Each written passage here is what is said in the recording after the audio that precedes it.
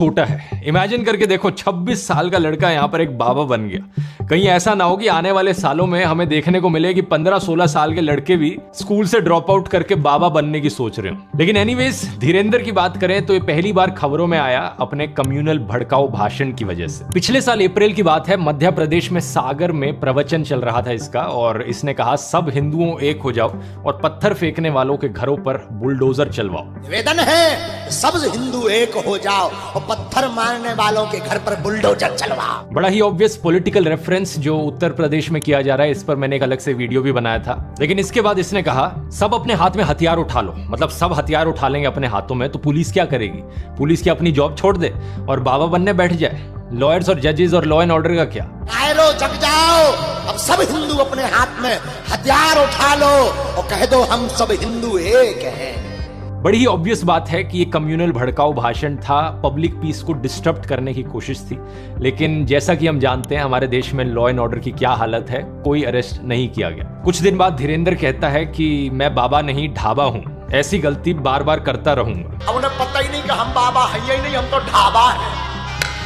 अब मानो law and order का अपमान करना काफी नहीं था, धीरेंद्र अगली बार फिर से खबर में आता है एलिजिडली अनटचेबिलिटी प्रैक्टिस करने के लिए। इस वीडियो को देखिए जहां पर इसके डिवोटीज इसके पैरों पर गिर जाते हैं और ये अपने पैर आगे करता है इसके लिए।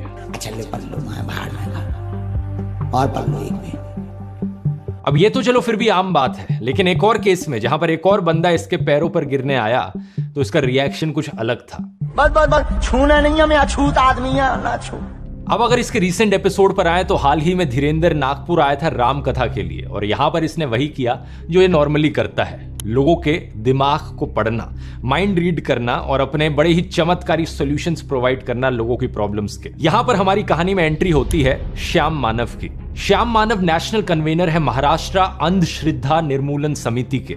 ये एक ऑर्गेनाइजेशन है जिसे 1980s में नरेंद्र दाभोलकर के द्वारा फाउंड किया गया था। जैसा कि आप इसका नाम सुनकर ही समझ सकते हो, इस ऑर्गेनाइजेशन का पर्पस था अंधविश्वास और सुपरस्टिशन के अगेंस्ट फाइट करना। लेकिन अगस्त 2013 में अनफॉर्चुनेटली क्या होता है कि नरेंद्र दाभोलकर की गोली मारकर हत्या कर दी जाती है। पुणे में ये मॉर्निंग वॉक पर निकले थे एक दिन। ऑब्वियसली इसके पीछे कट्टर लोग रिस्पॉन्सिबल होते हैं, लेकिन अच्छी चीज ये होती है कि 4 महीने बाद दिसंबर 2013 में महाराष्ट्र में एक लॉ पास किया जाता है ह्यूमन सैक्रिफाइस, सुपरस्टिशन और ब्लैक मैजिक के अगेंस्ट। ये इस ऑर्गेनाइजेशन के लिए एक बहुत बड़ी जीत थी, क्योंकि सालों से ये कैंपेनिंग चल रही थी सुपरस्टिशन और ब्लैक मैजिक के खिलाफ एक कानून बनाया जाए। नरेंद्र दाभोलकर के बाद इस काम को आगे कंटिन्यू रखते हैं श्याम मानव। ये ऑर्गेनाइजेशन के साथ शुरू से ही रहे हैं, जब से इसकी इंसेप्शन हुई है, और ये अपने आप को एक सनातनी हिंदू कहते हैं, ठीक उसी तरीके से जैसे गांधी जी और स्वामी विवेकानंद भी अपने आप को सनातनी हिंदू मानते थे। एक तो अपने आप को सनातनी हिंदू कहता हूं, महात्मा गांधी भी अपने आप को सनातनी हिंदू कहते थे और स्वामी विवेकानंद जी भी अपने आप को सनातनी हिंदू कहते थे। ये कहते हैं कि ये किसी भगवान या किसी के धर्म के खिलाफ नहीं है, बल्कि ये उस लूटमारी और उस फ्रॉड के खिलाफ है जो धर्म के नाम पर हो रही है। जो इनका काम है वो अकॉर्डेंस में है कॉन्स्टिट्यूशन ऑफ इंडिया के। दैनिक भास्कर की एक रिपोर्ट हमें बताती है कि श्याम मानव 200 से ज्यादा बाबाओं का भांडाफोड़ कर चुके हैं। इनका पहला बड़ा केस था लेजेंडरी शकुंतला देवी को लेकर, जिन्हें ह्यूमन कंप्यूटर नाम से जाना जाता है। श्याम मानव कहते हैं कि ये उनके मैथमेटिक्स प्रोग्राम्स के खिलाफ नहीं थे, लेकिन धीरे धीरे उन्होंने एस्ट्रोलॉजी और फ्यूचर प्रेडिक्शन जैसी चीजें शुरू कर दी थी, तब उनका इन्होंने भांडाफोड़ किया। पुलिस ने शिकायत दर्ज करी और FIR भी लिखी गई। जिस कार्यक्रम से वो नागपुर आई थी, उस कार्यक्रम को छोड़ के उन्हें भागना भी पड़ा। शकुंतला देवी, जिनका नाम Guinness book of world records में रिकॉर्ड हुआ था, वो नागपुर में आई, उसने एडवर्टाइजमेंट शुरू की, God can tell correct fortune, so can Shakuntala देवी।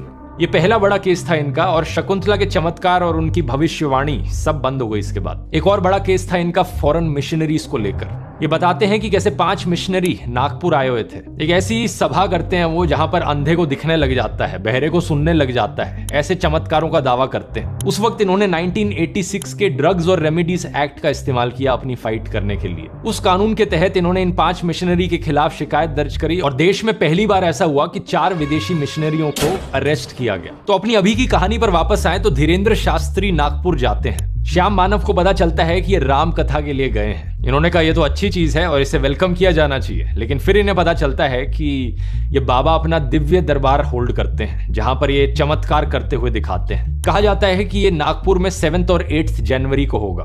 तो मुझे सबसे पहले कहा गया कि उनका राम कथा का आयोजन है। मैंने कहा अच्छी बात है, उसका तो स्वागत होना चाहिए।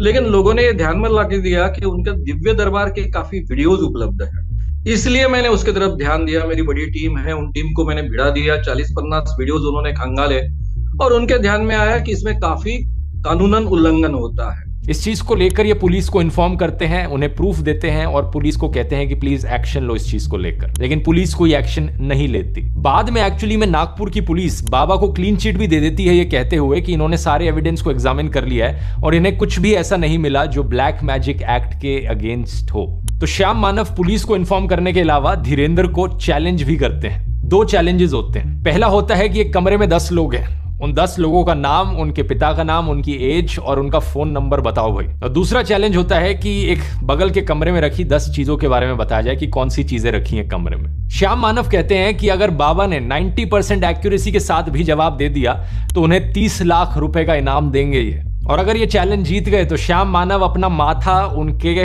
पैरों पर टिका देंगे, माफी मांगेंगे और अपनी पूरी ऑर्गेनाइजेशन को बंद कर डालेंगे। तो आगे क्या होता है? क्या बागेश्वर बाबा इस चैलेंज को एक्सेप्ट करते हैं? इवेंट के पोस्टर पर लिखा था दोस्तों कि ये इवेंट 13 जनवरी तक चलेगा, लेकिन धीरेंद्र नागपुर की ओर निकल लेता है 11 जनवरी को ही। श्याम मानव इसे भगोड़ा करके पुकारते हैं कि चैलेंज एक्सेप्ट नहीं कर पाया इसलिए ये निकल लिया। कुछ हिंदुत्व ऑर्गेनाइजेशंस को इससे बड़ी तकलीफ हो जाती है और वो श्याम मानव का पुतला जलाने लगते हैं। इसके बाद एक्चुअली में श्याम मानव को डेथ थ्रेट्स भी दिए जाते हैं कि नरेंद्र दाभोलकर के साथ जो हमने किया था वो तुम्हारे साथ भी करेंगे, अनदर नरेंद्र दाभोलकर। फॉर्चुनेटली तब से उन्हें सिक्योरिटी कवर जरूर दे दिया गया है। धीरेंद्र शास्त्री के डिफेंस में उसका कजन लोकेश गर्ग आता है जो कहता है कि उसे भी डेथ थ्रेट्स मिले हैं। धीरेंद्र शास्त्री की परिवार सहित 13वीं की तैयारी कर लो। बागेश्वर धाम को भी सिक्योरिटी दी जाती है। लेकिन चैलेंज का क्या? धीरेंद्र अपने रिस्पॉन्स में कहता है कि वो भागा नहीं, राम कथा जो थी वो 11 जनवरी तक ही चलनी थी और अगर श्याम मानव को चैलेंज देना है तो वो रायपुर में आकर चैलेंज दे दे। 3 तारीख को हम पहले ही ये कह चुके कि हम 7 दिन की कथा है, सब कथाएं हमने 2-2 दिन की काट दी। तो हम आपको कहेंगे श्याम मानव जी, आपको अनुभव करना है तो दरबार में रायपुर में आइए, आगे बागेश्वर धाम पर लगेगा, वहां आइए। श्याम मानव अपने YouTube चैनल पर एक वीडियो रिलीज करते हैं इसका रिस्पॉन्स देते हुए। वो कहते हैं दिव्य दरबार में फ्रॉड एंड प्रूफ कंडीशंस के तहत उन तक कोई भी जानकारी ना पहुंचे, इस ढंग से वातावरण हम निर्माण नहीं कर सकते हैं। इसलिए नागपुर में ही ये चुनौती बहुत अच्छे ढंग से पारित हो सकती है। इसके पीछे 2 कारण हैं। महाराष्ट्र में जिस ढंग की पुलिस यंत्रणा काम करती है, जिस ढंग की लॉ एंड ऑर्डर सिचुएशन है, उसके कारण नंबर 1। दूसरी चीज उन्होंने ये कही कि महाराष्ट्र के home minister Devendra Fadnavis actually में बाबा के प्रोग्राम में गए थे, तो बाबा के और होम मिनिस्टर जी के बड़े अच्छे रिलेशन है पहले से। तो नागपुर में अगर चैलेंज किया जाता है, ना ही बाबा की साइड से ना ही श्याम मानव की साइड से कोई भी गड़बड़ हो सकती है। क्या लगता है आपको दोस्तों? देखो, मुझे तो लगता है कि धीरेंद्र बाबा को चैलेंज एक्सेप्ट कर लेना चाहिए। बागेश्वर बाबा जैसे इंसान को छोटी मोटी चीजों के बारे में नहीं सोचना चाहिए। नागपुर हो रायपुर हो, क्या फर्क पड़ रहा है? बागेश्वर बाबा के हजारों फॉलोअर्स इस इमेजिनेशन में जी रहे हैं कि श्याम मानव कैसे अपना माथा बाबा के चरणों में टेकेंगे। इसी बीच दोस्तों, शंकराचार्य स्वामी अविमुक्तेश्वरानंद ने एक बड़ी इंटरेस्टिंग